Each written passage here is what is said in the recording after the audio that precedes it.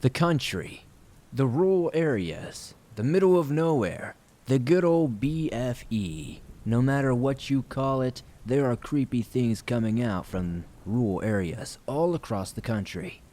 Welcome back to the swamp, my friends, and welcome if you're new. Today we're going to be sharing some creepy and allegedly true horror stories from rural areas. And the first horror story is me not really being able to say rural very well, so hopefully that doesn't turn anybody off. As always, if you have a story that you would like to share in a future episode, be sure to submit your story at swampdweller.net or the email you can find in the description down below. I'd love to share your story with everyone here in the swamp. Be sure to hit that like button and subscribe if you're new, and get ready for some creepy and allegedly true rural horror stories that'll creep you out tonight.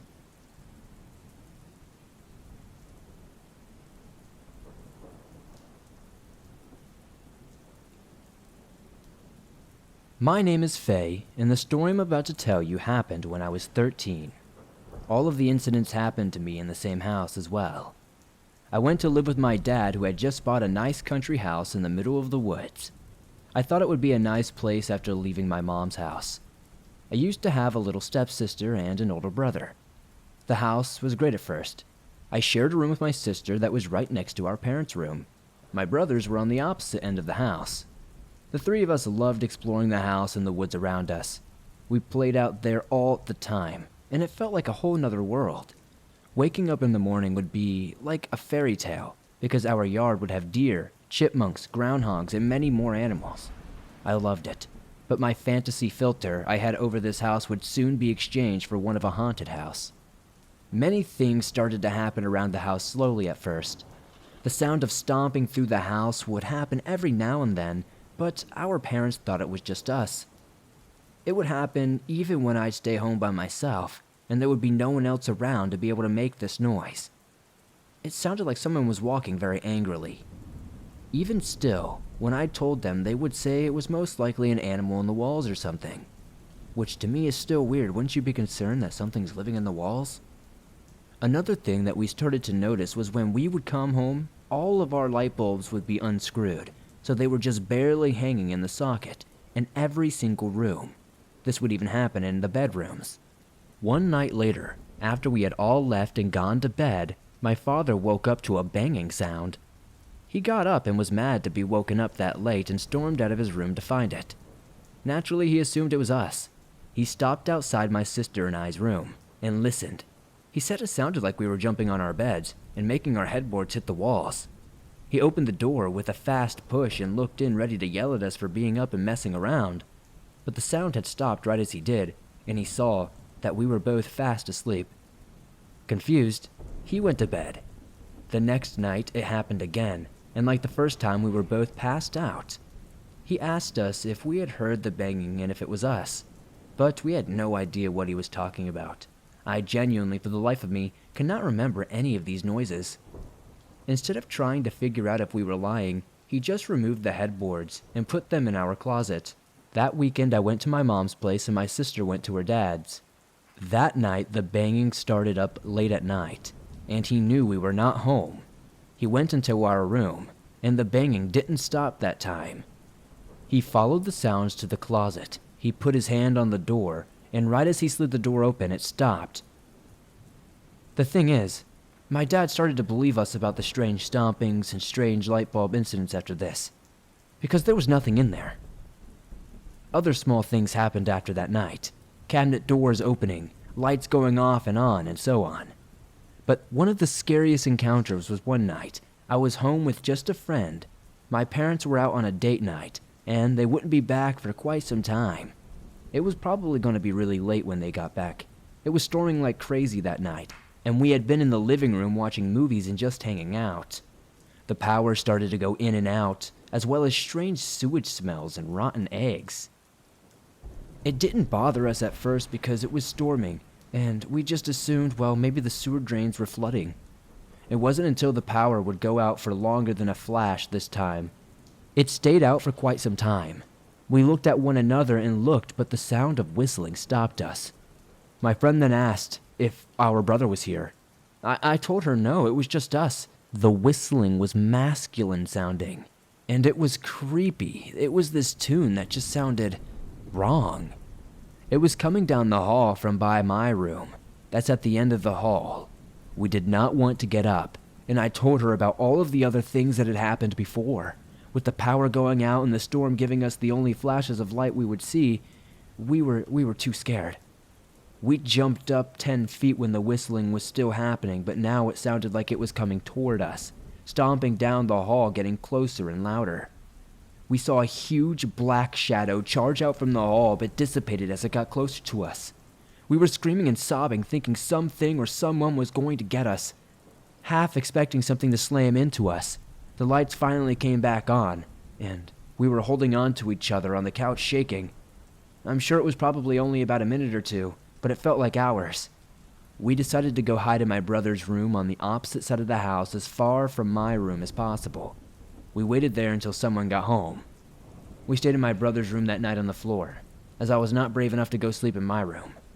I ended up moving back in with my mom shortly after, as I just did not feel safe in that house, and luckily my dad moved out a few months later after some more occurrences. I'm not even sure what it was or why it all happened, but that little house in the middle of nowhere, I'll never forget.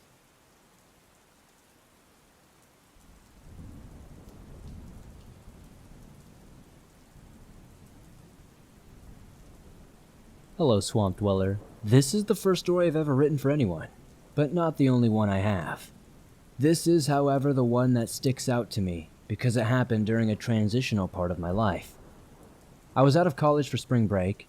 I was trying to distance myself from my abusive family dynamic while still being forced by a financial hardship to live with them, and dealing with the aftermath of an abusive relationship as well. So, as you might imagine, I did need an outlet for stress, and I found the perfect solution in taking long nature walks around our 5-acre property.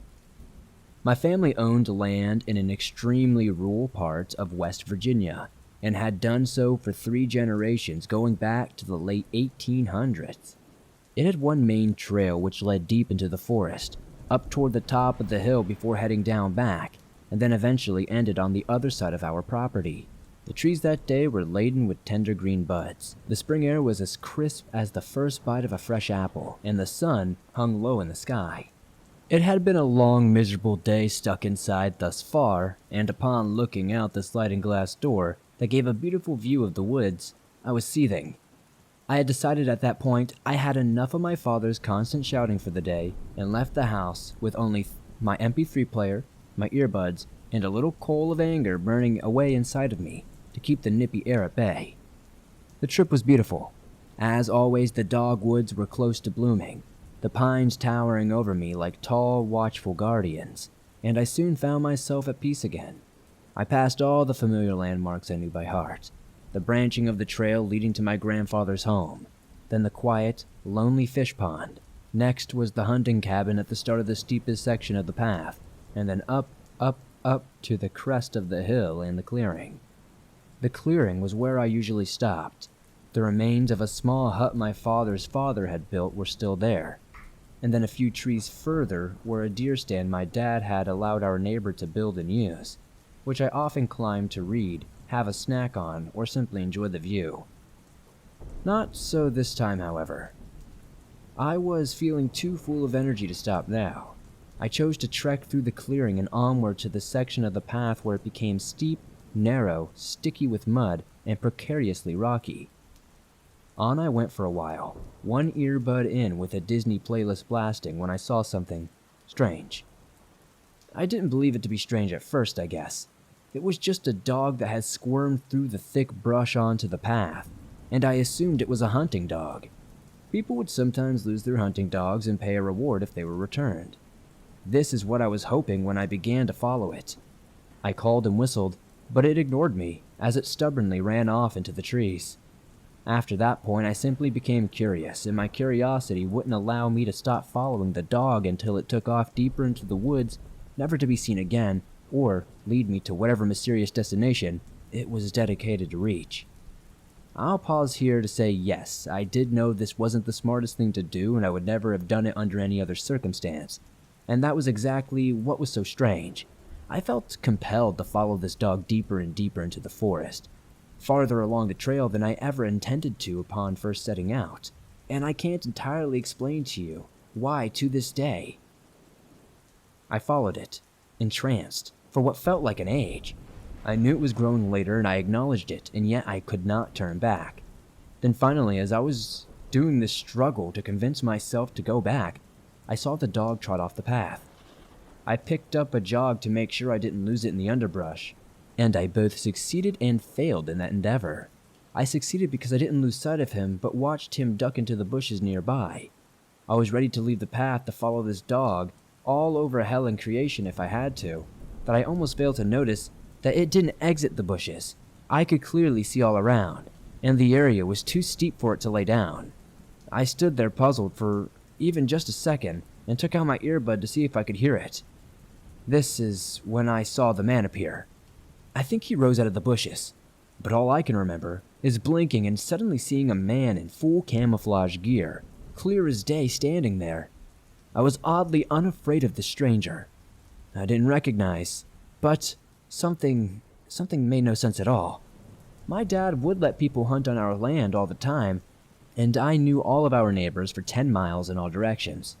This was no one I recognized, and I somehow felt comfortable enough to speak up. I obviously can't remember exactly what I said, but it was something along the lines of, "Oh hey, didn't see you there. I found your dog." Before I could say anything else, he walked off. He didn't acknowledge that I had spoken at all. He was seemingly deaf as his dog, and equally blind to my presence. He took a few steps and then completely disappeared behind a tree. I stood there stunned and watched as a deer stepped out from the other side of the tree and bounded away deep into the forest. The spell seemed to break in an instant. The unnerving calm was gone, and in its place was something of outright terror. It was like the sense that I had witnessed something wrong, something I shouldn't have seen, something no one should see, and that if I stayed where I would be in the worst kind of danger. I clambered back onto the path and made a mad dash back the way I came. I took shortcuts I knew, cutting through brambles and being cut in return. And finally breaking free of the woods, I sprinted back home, slammed the door shut, and thanked my luck that I made it out before dark. After that, I refused to ever walk that trail again. Not one chance, and I never will, and I never have. The property was sold after my father died, and I was sad, yet relieved to get rid of it. Nearly a decade later, and more than 5 hours away from the old family homestead, I still ponder over what I had encountered, and shiver at what might have happened if I hadn't made it home before sunset that day.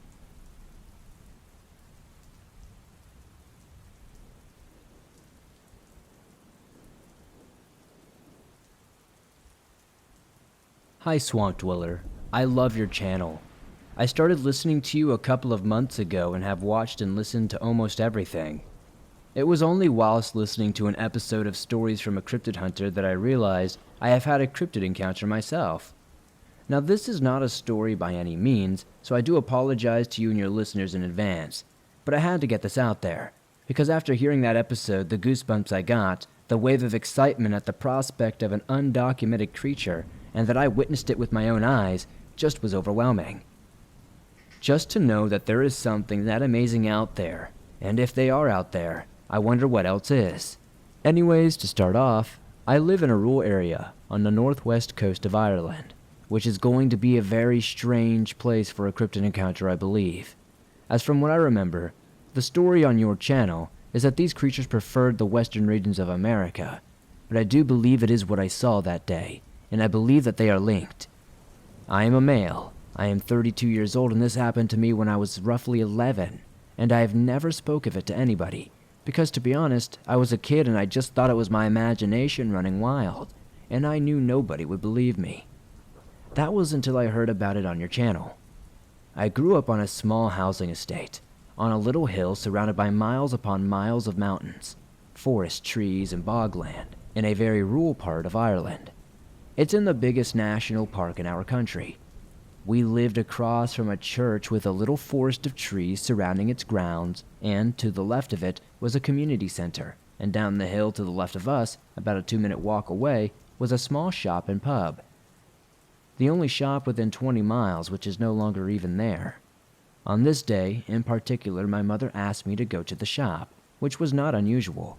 She did this maybe 5 or 6 times a day, as I am the oldest of my siblings. Nothing felt off that day or anything. There was a slight breeze in the air, and it was a bit cold from what I remember.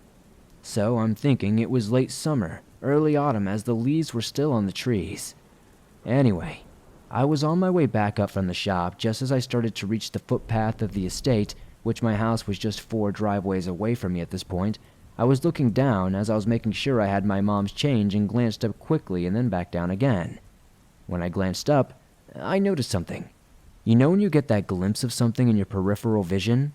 Well, I quickly looked up again, and honestly, I was in shock to what my eyes were seeing.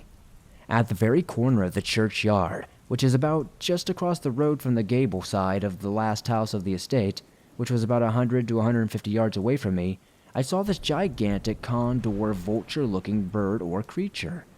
Unfortunately, I could not see its entire body, but I did see most of its side, including the left side of its breast, its left wing, its long featherless neck, and its massive curved bill. I should add that I have been into birds and animals my entire life, and used to make my own bird books as a child, as I didn't have many friends and got bullied quite a lot. So birds and animals were my way of escape, and I can name any bird I see. But what I saw that day, I am not joking, was like no bird I had ever seen, and have not again seen one to this day. Also, we don't have anything remotely like this bird in Ireland. It was easily 12 to 15 feet. And its wingspan was enormous, although I did see its left wing flapping as the other was blocked by the tree line. When I saw it, I froze on the spot and dropped my shopping bag. I was in total disbelief of what I was seeing. Right until it looked at me with its huge eye, it had extended its neck out to the left and it turned its head to look at me. And when it did, I swear I almost pissed my pants right then and there. This bird was so huge and it seemingly noticed me. At that moment, I was sure it was going to fly over and carry me away. But thankfully, after it looked at me with a glare, I swear, its wings flapped so hard to back out from the trees. It was like gale force winds were being sent down into the branches. It shook almost everything, every tree, every animal. I can still feel the force of the wind that day that hit my face. It turned around and flew behind the trees towards the mountain to the northwest, and I never saw it again. As I said near the beginning, I never told anybody because I didn't really know if these things existed and I didn't want to be called crazy. Until I listened to that episode on your channel about thunderbirds. I have always been a skeptic, even though I have had a few strange occurrences happen to me over the years, which I will share with you in the future if you would like. I always believe there can be a logical explanation for the strange happenings, and that I am just not smart enough to figure them out sometimes. So I chalk this off as imagination. But honestly, I know what I saw and felt that day was real, and now thanks to your channel, I fully believe I encountered a thunderbird.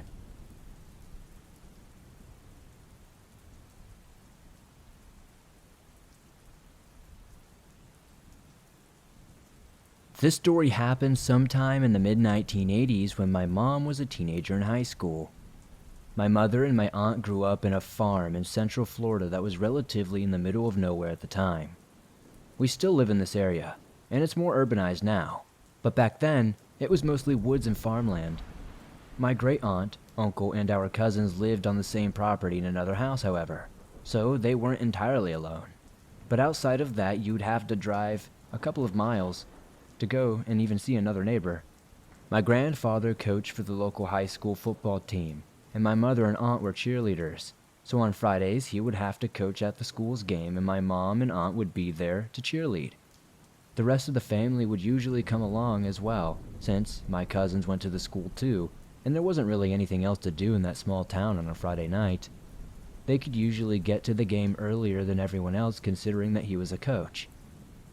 One Friday, however, my mother started feeling very sick throughout the day, and by the time the evening rolled around, she felt horrible. She informed my grandfather that she wasn't feeling up to going to the thing, and that she would be better staying at home to rest. My grandmother made her something to eat for dinner, and after that the whole family, including my great-aunt and great-uncle, went on their way. She was alone entirely on the property. For some context, we eventually ended up selling this property when I was a young child, so I don't have a ton of memories about my grandparents' property. One thing I can remember was that it was very creepy at nighttime, and that was with other people there. So imagine being alone at night. It must have been more frightening. Anyways, my mom went to lay down right after they left, but not long after, maybe 5 or 10 minutes, she realized she needed to call her cheerleading coach at school to let her know that she wasn't going to be there tonight, so that she could be prepared for her absence. Keep in mind this was in the mid-1980s, so there were no cell phones. My mom must walk all the way up to the kitchen to use the phone. As she is walking through the house, she starts to feel a bit creeped out, like that classic feeling of something not being right, that instinctual feeling you get when something is just telling us that we're in potentially a bad situation and may not even know it yet. Outside, it is getting dark out, and there are not many lights on in the house, which may contribute to this uneasy feeling. Very important detail. The phone in my grandparents' house had a longer cord than most phones at the time. She says that you could walk into other rooms and the cord was long enough that the phone could be brought out to the kitchen to the neighboring rooms, which are the living room, the hallway, and my grandparents' bedroom. In the hallway by the kitchen and by my grandparents' bedroom, my grandfather kept a shotgun on the wall, fully loaded and ready to go. Not the safest thing, I guess, but when you live alone in the woods, I guess you want to be ready to defend yourself. He had always told my mom and aunt, do not touch that shotgun unless your life is in danger. She took this very seriously and had never even thought about touching the gun. By this point, she was in the kitchen. She dialed a number to call her coach and informed her about her illness. I believe they continued talking for a few minutes because she says that the coach was still on the phone when my mom heard a strange noise coming from my grandparents' room. My mother, very frightened, told the coach she heard something and grabbed the shotgun off the wall, phone still pressed to her ear. She wasn't sure if she was overreacting and had imagined something, but she opened the door to my grandparents' room and what she saw made her drop the phone right on the floor in shock. The window was completely open and there was a large man with one leg over the windowsill and one leg still outside. What was so awkward about this is she basically stopped in the middle of him coming in and he realized that he had been caught by her, as if he was not expecting someone to be home, or that he simply did not expect her to have heard him coming in. They just stared at each other for about 5 seconds, him just halfway in the room, her just standing there in the doorway, phone on the floor, with my mom's coach still on the line asking if she was okay, shotgun in hand staring at each other, both almost unsure of what to do. My mom, terribly frightened, finally mustered up the will to speak, in a very shy and very afraid voice, and said, I have a gun. Turn around and leave or I'll shoot. The man just stood there. She said it as if he was wondering whether she was bluffing or not. Finally, after what seemed like hours of just staring, he suddenly swung his other leg in very fast and turned quickly like he was about to charge her. My mother, terrified, with her hands shaking, fired the shotgun and hit him in the shoulder. The impact was enough to knock him down to the floor and send her back as well. It sent the man directly out the window he had come in. Blood was everywhere around the window. She picked up the phone, now sobbing, telling her coach to call the police for her.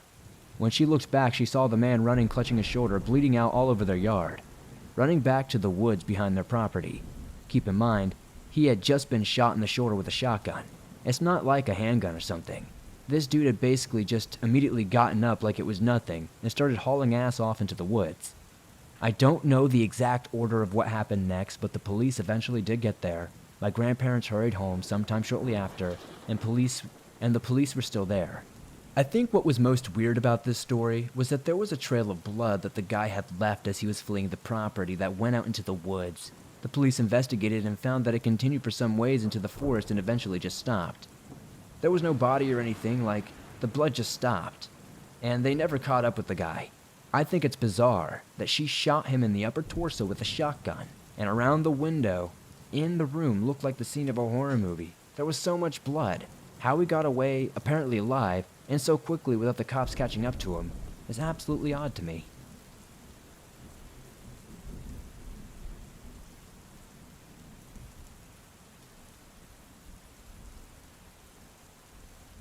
Years ago now, back when I was about 8 or 9, my folks and I lived in this huge, weird old house that was on the edge of this small town in rural Pennsylvania. The local school districts also happened to be in the middle of this big restructuring, so even though me and my little brother were only a couple of grades apart, I went to a different school and took a different bus. This meant I was the last person to leave the house every morning. but also the first person to get home every afternoon, since my school was much closer than his. But this also meant that it was my job to make sure all the lights were off and all the doors were locked when I left every single morning to head off for school. So, this one morning, I caught on to the fact that the light in the basement was on, and it was never on, and the door was open too. So, before I left, I saw to it that the light was off and the door was locked. Then later, when I got home that afternoon, I saw that once again the light was on and the door was again open. I remember thinking that I was losing my mind or something, and that I'd totally just imagined locking up. I mean, I was tired most mornings after staying up late playing Overwatch, so it wasn't out of the question that I'd just forgotten to do it. So, I went over to turn the light off and close the door. But when I got to the top of the staircase, I looked down to see that there was a big shadowy male figure standing at the bottom. I just wig out, slam the door, and push a cabinet against it, then bolt outside. For months, I didn't tell my family because I was positive what I had seen was a ghost, and didn't think anyone would believe me. A little explanation. It was Halloween time. I was young and dumb, and I did believe a lot of the paranormal stuff. Then, about 6 months after that weird little incident, my mom and dad realized that things had been going missing around the house for some time.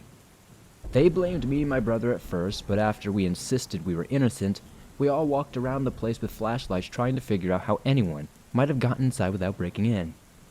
Turns out, the thing I had seen in the basement was an actual person, and he had been climbing in through the small hole on the outside of the house, working his way in through the crawl space, then coming up into the house to the basement. Recognizing I had been home alone in the house with him on at least one occasion was one of the worst, most terrifying realizations I have ever had in my life. I don't really believe in ghosts anymore, but I do believe in the boogeyman.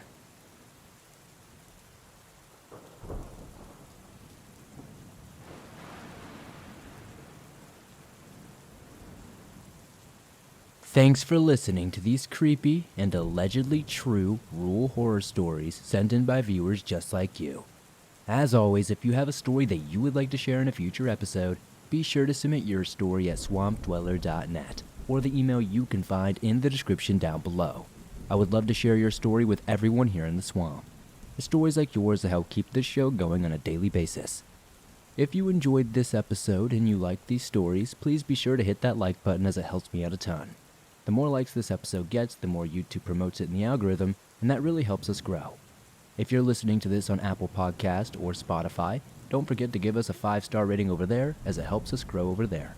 If you're new to the swamp, why not join us? Subscribe and turn on notifications to never miss a new episode, as I upload them nearly every single day on all things natural and supernatural. If you're on the go but don't have YouTube Premium but still want to download and listen to your favorite Swamp Dweller scary stories no matter where you are, you can download them absolutely free from Apple Podcast, Spotify, Stitcher Radio, and just about everywhere else you find your favorite podcast online. If you'd like to support the swamp outside of all of that, maybe check out the merch store. We have t-shirts, hoodies, face masks, and more. I'd love to see you guys wearing some cool swamp threads. I'd love to know in the comments down below what story tonight was your favorite. It really helps me pick better stories in the future for you guys. Thank you guys as always for supporting the swamp the way you do. I couldn't do this without you.